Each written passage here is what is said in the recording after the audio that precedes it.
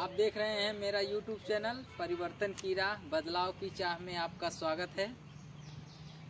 एक बार फिर से सुर्खियों में पंडित धीरेन्द्र शास्त्री जी दिल्ली से वृंदावन तक पैदल यात्रा हिंदू राष्ट्र बनाने की बात कर रहे हैं। और वहीं पे अगर संविधान के अनुसार माना जाए तो जो है भारत धर्मनिरपेक्ष राज्य देश है। और धर्मनिरपेक्ष का मतलब यहाँ पे आप किसी एक धर्म का जो है राष्ट्र नहीं बना सकते हैं। इस चीज़ को धीरेन्द्र शास्त्री को जानना चाहिए। और मेरे पास एक बुक है, आज मैं इस बुक के ज़रिए मैं थोड़ी बहुत डॉक्टर बाबा साहेब के विचारों का जो है उद्देश्य आप लोगों तक बताने का प्रयास करूँगा।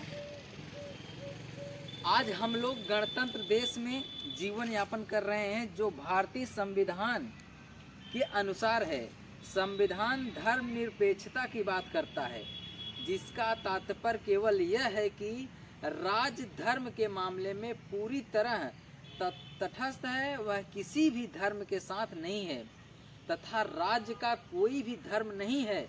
राज्य प्रत्येक धर्म को समान रूप से संरक्षण प्रदान करेगा।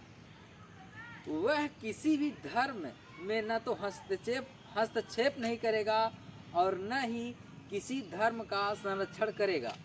किंतु वर्तमान में हम देख सकते हैं कि उत्तर प्रदेश में माननीय मुख्यमंत्री जी ने कहा कि राम राज्य का शुभारंभ है।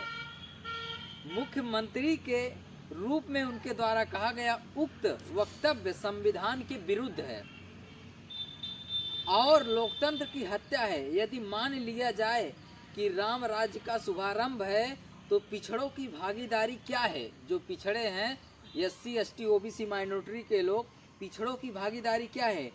पिछड़ों को यह बात अच्छी तरह समझने की ज़रूरत है कि राम राज्य की परिकल्पना हिंदू राष्ट्र की परिकल्पना है।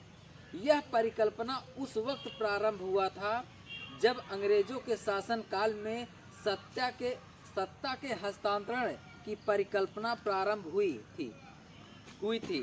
गांधी जी हिंदू शासक की परिकल्पना की है और दूसरी तरफ जिन्ना ने मुस्लिम शासक की कल्पना की। इसी कारण भारत दो भागों में विभक्त हुआ।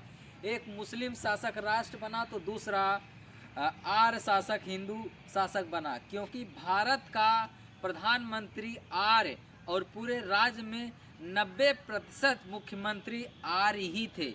विधायिका और कार्यपालिका में भी आर्यों का ही वर्चस्व था।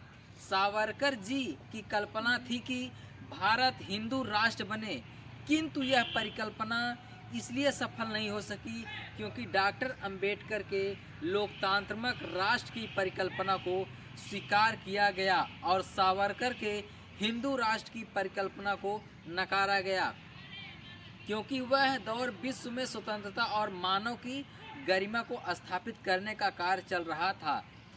ब्रिटिश उपनिवेश से लोग और देश आज़ाद हो रहे थे और मानव की गरिमा को स्थापित करने का कार्य चल रहा था।